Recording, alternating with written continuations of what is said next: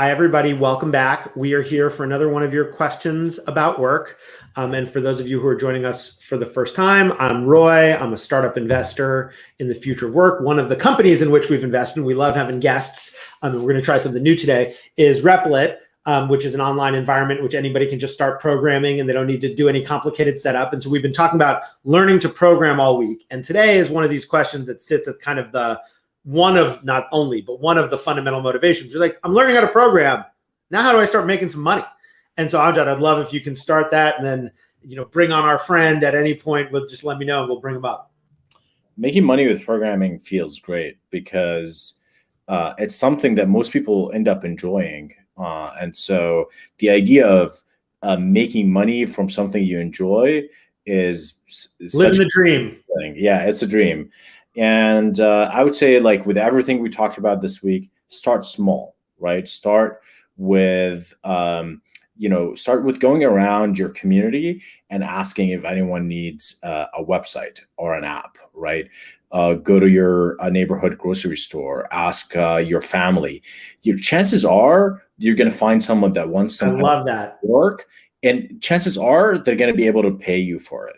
Yeah. Don't think too much about sort of optimizing for how much you make initially. Start getting some reps in, and with time, you're going to figure out your value. You're going to have a portfolio.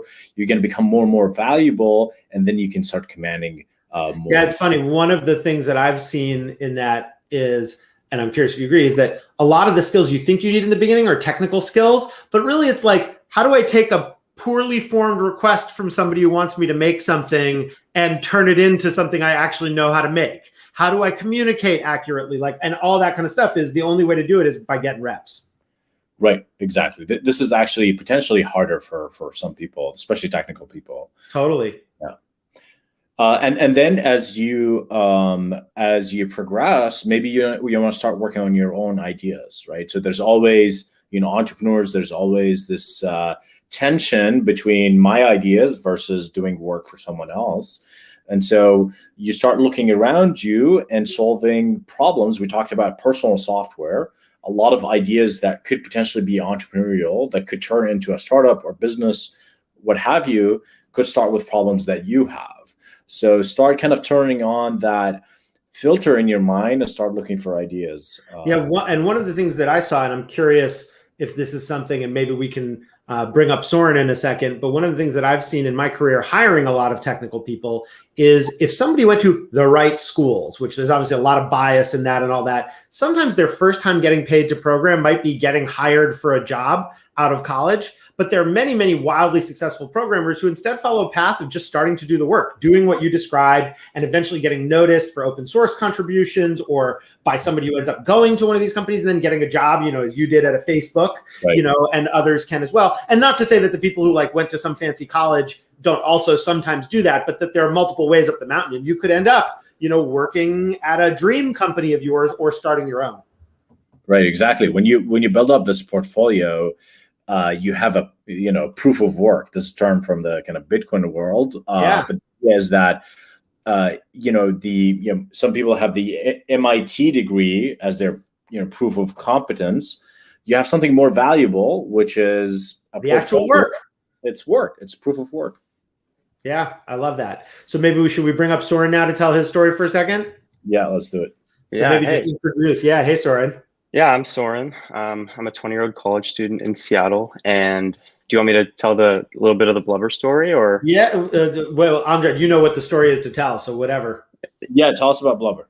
Yeah, so me and my friends, we just started to come up with automated trading strategies for trading crypto and stocks. We just wanted to make extra money, and we ended up coming up with a strategy that worked. And instead of keeping it for ourselves, we thought, hey, maybe we should try and sell this and turn this into a little bit of a business. So we started writing more code that allowed people to plug into it and receive information fast. And in about 3 weeks, we generated $1,000 in monthly recurring revenue, all on Replit. So we weren't running on any other platform. This was just fully Replit and Discord were the two things we used. And it allowed us to go very fast. I love that. How did you start learning to program yourself, Soren?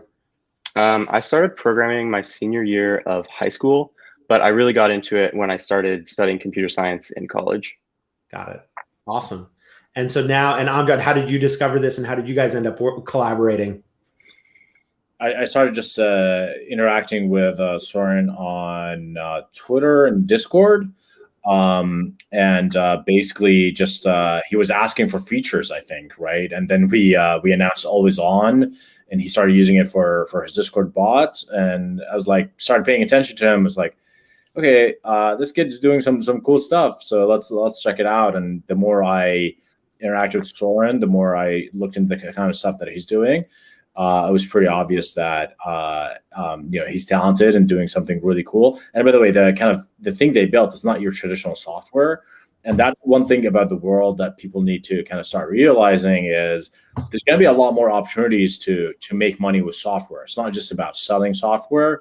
A lot of times, the idea of a trading bot that sells information is very, very interesting. The software could be a means to an end as opposed to selling a website to somebody or something like that. And Soren, was this the first time that you got paid for making something that you programmed?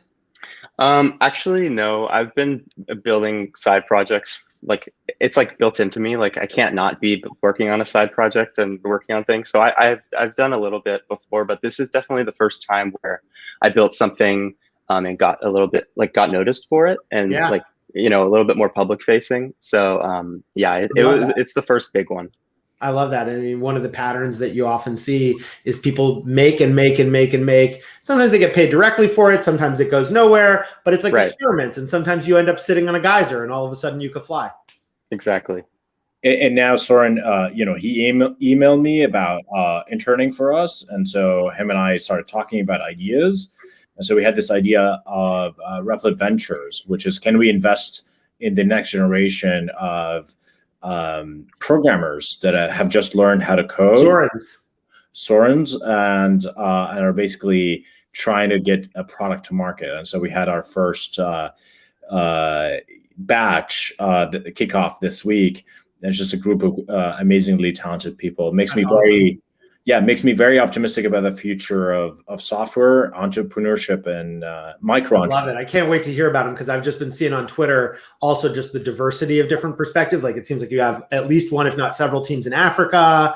And like it's just seeing, different genders, different countries, different, like all these different ideas that can all come together by starting to learn software and overcoming, we talked at the beginning about these like traditional schools as one path for a sort of a proxy of proof of work. Well, the dream that the internet has yet to fully realize, but that we still might, is that anybody from anywhere should be able to do those things, not just somebody who is able to like crack the code to get into MIT. Yep. Right. I love it. All right. Well, thank you guys. And for everybody who's listening, the reason this is not advice is we're not telling you what you should do. What we're doing is sharing all these different examples and stories, and then you figure it out for yourself. And if you have any other questions or ever want to comment, we can be found on the internet.